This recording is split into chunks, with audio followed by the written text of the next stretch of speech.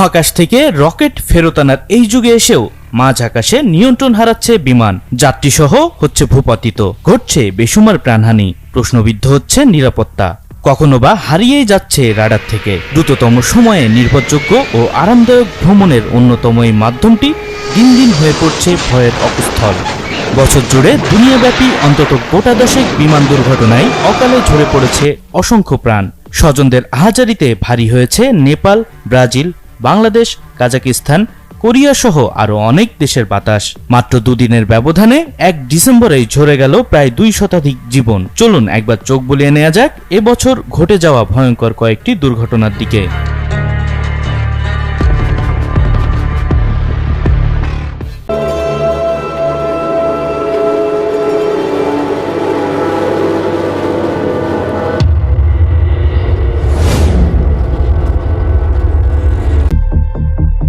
একটা পাখি ককপিট স্ক্রিনে আঘাত হানে।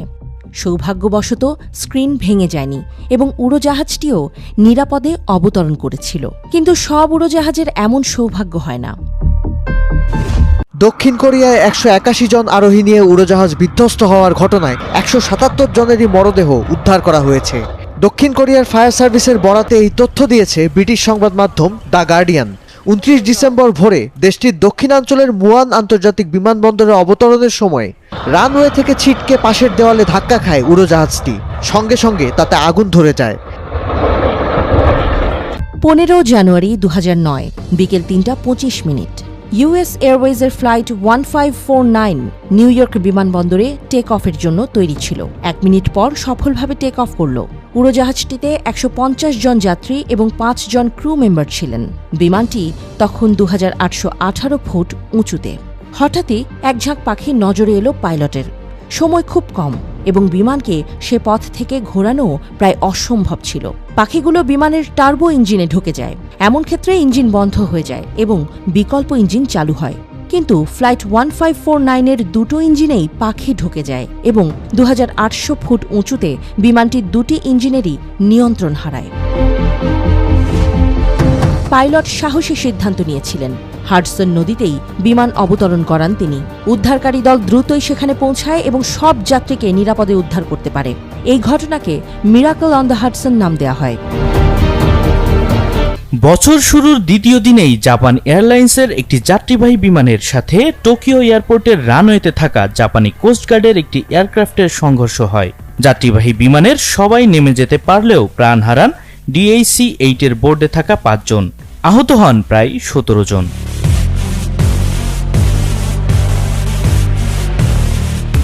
উড়ন্ত পাখির আঘাতে ল্যান্ডিং গিয়ার অকার্যকর হয়ে যাওয়ার ফলে এই ঘটনা ঘটতে পারে বলে জানিয়েছে দক্ষিণ কোরিয়ার বার্তা সংস্থা ইয়োনহাপ। এমনকি দুর্ঘটনার কয়েক মিনিট আগেও উড়োজাহাজটির উদ্দেশ্যে পাখির আঘাতের সতর্কবার্তা পাঠানো হয়েছিল বলে জানান সংশ্লিষ্ট কর্মকর্তারা। উড়োজাহাজের ফ্লাইট ডাটা ও ব্ল্যাক বক্স উদ্ধার করা হয়েছে। 4 মার্চ যুক্তরাষ্ট্রে একটি ছোট বিমান বিধ্বস্তের ঘটনা ঘটে। মারা যান 5 জন। ন্যাশভিলের একটি হাইওয়ের পাশে আছড়ে পড়ে একক ইঞ্জিন বিশিষ্ট বিমানটি। এত প্রযুক্তি থাকতেও পাখিদের মোকাবিলায় আধুনিক বিমানও বেকায়দায় পড়ে যায়। যুক্তরাষ্ট্রের ঘটনাটিতে এক ঝাঁক পাখি ছিল, কিন্তু একটা ছোট পাখিও বিমানকে বড় দুর্ঘটনার দিকে ঠেলে দিতে পারে। সাধারণত বিমানে জেট ইঞ্জিনের কাজ হলো সামনে বাতাস টেনে পেছন দিকে ধাক্কা দিয়ে থ্রাস্ট ফোর্স উৎপন্ন করা।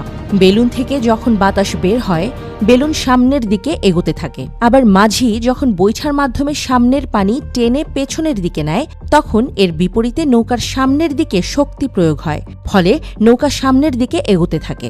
ঠিক তেমনি জেট ইঞ্জিন প্রচণ্ড শক্তির সাথে সামনের বাতাস টেনে পেছনের দিকে খুব জোরে ধাক্কা দিয়ে পাঠিয়ে দেয় এবং প্রচণ্ড গতিতে সামনের দিকে এগোতে থাকে।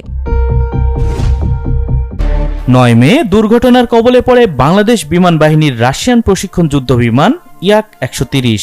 মাঝ আকাশে যান্ত্রিক গোলযোগে বিমানটিতে আগুন ধরে যায়। নিশ্চিত ধ্বংসের কথা জেনেও শেষ মুহূর্ত পর্যন্ত সাধারণ মানুষের নিরাপত্তা নিশ্চিত করেন pilot squadron leader Asim Jawad. শেষ মুহূর্তে প্যারাশুট দিয়ে নামলেও শেষ রক্ষা হয়নি তার। একই ঘটনায় আহত হন বিমান বাহিনীর উইং কমান্ডার সোহান।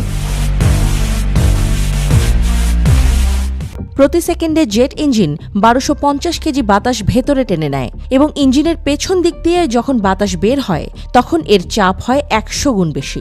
এয়ারবাসের একটা জেট ইঞ্জিন প্রতি সেকেন্ডে 1,27,000 কেজি ওজনের থ্রাস্ট তৈরি করে। দুইটা ইঞ্জিন থেকে তৈরি হবে 2,54,000 কেজি ওজনের থ্রাস্ট, যা একটা ট্রেনের ইঞ্জিনের ওজনের সমান। অর্থাৎ বিমান টেক অফের সময় যদি এর পেছন একটা ট্রেনের ইঞ্জিন থাকে তবে সেটাও উল্টে যাবে। জেট ইঞ্জিনে উৎপন্ন হওয়া থ্রাস্টের ফলে রানওয়েতে বাস উল্টে যাওয়া সহ এক নারীর মৃত্যুর ঘটনাও ঘটেছে। তাই বিমানবন্দর কর্তৃপক্ষ একটা নির্দিষ্ট দূরত্ব ঠিক করে দেয় যেখানে বিমানের ইঞ্জিন চলার সময় যাওয়া নিষেধ। 24 জুলাই সকালে 19 জন যাত্রী নিয়ে কাঠমান্ডুর ত্রিভুবন আন্তর্জাতিক বিমানবন্দরে টেক অফ করে পোখারাগামী সূর্য এয়ারলাইন্সের একটি বিমান দুর্ঘটনার মুখোমুখি হয়। নেপালের এই বিমান দুর্ঘটনায় নিহত হন অন্তত 18 জন। মুয়ান আন্তর্জাতিক বিমানবন্দরের কাছে খোলা মাঠ ও সমুদ্র উপকূল থাকায় এ অঞ্চলে পরিযায়ী পাখির আনাগোনা বেশি থাকে। দক্ষিণ কোরিয়ার 14টি আঞ্চলিক বিমানবন্দরের মধ্যে পাখির সঙ্গে সংঘর্ষের ঘটনা এখানেই বেশি ঘটে থাকে বলে জানা গেছে কোরিয়া এয়ারপোর্টস কর্পোরেশনের প্রতিবেদনে। বিশেষ করে সাম্প্রতিক বছরগুলোয় সংঘর্ষের ঘটনা বাড়তে দেখা গেছে। অনেকের ধারণা জলবায়ু পরিবর্তনের কারণে পরিযায়ী পাখিগুলো এ অঞ্চলে স্থায়ীভাবে বসবাস শুরু করেছে, যার ফলে বাড়ছে দুর্ঘটনা। পাখির সঙ্গে সংঘর্ষ এড়াতে কৃত্রিম বুদ্ধিমত্তা সহ নানা পদ্ধতি ব্যবহার করেও দুর্ঘটনার সংখ্যা কমানো যাচ্ছে না। 29 ডিসেম্বরের এ দুর্ঘটনা হতে যাচ্ছে দক্ষিণ কোরিয়ার ইতিহাসে সবচেয়ে বড় অভ্যন্তরীণ বেসামরিক বিমান বিপর্যয়ের ঘটনা। 9 আগস্ট ব্রাজিলের সাও পাওলোতে বিমান বিধ্বস্ত হয়ে 61 আরোহীর সবাই নিহত হন। দক্ষিণাঞ্চলীয় পারান রাজ্য থেকে সাও পাওলো শহরের প্রধান বিমানবন্দরে যাওয়ার পথে ভিনহেদ এলাকায় দুর্ঘটনার কবলে পড়ে বিমানটি। কিন্তু খোলা আকাশে পাখিদের ক্ষেত্রে কি করে বিমানগুলো? একটা প্রতিবেদনে এসেছে অ্যাভিয়েশন ইন্ডাস্ট্রিকে পাখির কারণে প্রতি বছর $120 কোটি লোকসান দিতে হয়। বিমানবন্দরে পাখিদের আনাগোনা যাতে না থাকে তার জন্য বড় বড় সবুজ গাছ লাগানো হয় না, কোথাও আবার ফাঁকা গুলি ছোড়া হয়। লাউড স্পিকারে শিকারী প্রাণীদের ডাক শোনানো হয়, আবার কোথাও কুকুরের সাহায্য নেওয়া হয়। চলতি মাসের 25 ডিসেম্বর আজারবাইজান এয়ারলাইন্সের একটি যাত্রীবাহী উড়োজাহাজ কাজাখস্তানের আক্তাউ শহরের অদূরে বিধ্বস্ত হয়ে অন্তত 38 জন আরোহী নিহত হন। প্রাথমিকভাবে দুর্ঘটনা ধারণা করা হলেও এই ঘটনার দায় স্বীকার করে রাশিয়া। ইউক্রেনের ড্রোন ঠেকাতে গিয়ে ভুলবশত বিমানটিকে ভূপাতিত করা হয়েছে বলে একটি বিবৃতিতে জানানো হয়েছে, যেখানে দুঃখ প্রকাশ করে ক্ষমাও চান রুশ প্রেসিডেন্ট ভ্লাদিমির পুতিন। কিন্তু যেসব পাখি অনেক উঁচুতে উঠতে পারে তাদের জন্য কিছুই করার নেই। বাজ পাখিকে 15,000 ফুট উঁচুতেও দেখা গেছে, আর পরিযায়ী পাখি 23,000 ফুট উঁচুতে উঠতে পারে। এদের সাথে দুর্ঘটনা ঘটার আশঙ্কা তাই থেকেই যায়। সর্বশেষ 29 ডিসেম্বর দক্ষিণ কোরিয়ায় মুয়ান আন্তর্জাতিক বিমানবন্দরে যাত্রীবাহী বিমান বিধ্বস্ত হয়ে 2 জন বাদে নিহত হয়েছে বিমানটির সব আরোহী। ভোরে বিমানটি রানওয়ে থেকে ছিটকে গিয়ে একটি দেয়ালের সঙ্গে ধাক্কা খেয়ে সাথে সাথেই আগুন ধরে যায়। 2 ইঞ্জিন বিশিষ্ট বোয়িং 737-800 মডেলের বিমানটি ল্যান্ডিং গিয়ার ছাড়াই রানওয়ে বরাবর নেমে আসে এবং দেয়ালে আঘাত করে।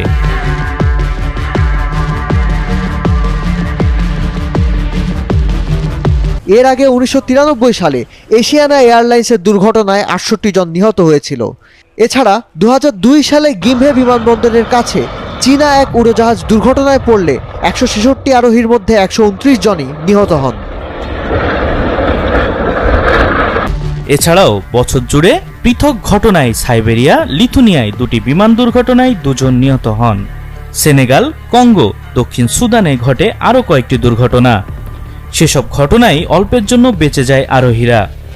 আলাদা ঘটনায় সিঙ্গাপুর এয়ারলাইন্স ও এয়ার ইউরোপার 2টি বিমানে তীব্র ঝাঁকুনিতে আহত হন অনেক যাত্রী। এমনকি বাংলাদেশে বোয়িং ড্রিমলাইনারের উইন্ডশিল্ড মাঝ আকাশে ফেটে যায়। এতে হতাহতের ঘটনা না ঘটলেও হুমকিতে পড়ে সাধারণ যাত্রীদের জীবন।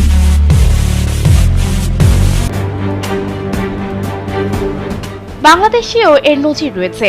গত 5 মাসে শুধু শাহজালালে বিমানের সঙ্গে উড়ন্ত পাখির 27 বার সংঘর্ষের ঘটনা ঘটেছে। বহু ফ্লাইট জরুরি অবতরণ করেছে। পাইলটদের দক্ষতায় বাংলাদেশে এখন পর্যন্ত বার্ড স্ট্রাইকে কোনো প্রাণহানির ঘটনা না ঘটলেও শঙ্কা রয়েছে বড় দুর্ঘটনার। কেবল হযরত শাহজালাল আন্তর্জাতিক বিমানবন্দরই নয়, দেশের 8টি বিমানবন্দরের রানওয়ে এলাকায় পাখির সঙ্গে সংঘর্ষ সহ ছোটখাটো দুর্ঘটনা প্রায়শই ঘটছে। এসব দুর্ঘটনায় ক্ষতিগ্রস্ত উড়োজাহাজ মেরামতে বিপুল পরিমাণ অর্থ খরচ হচ্ছে।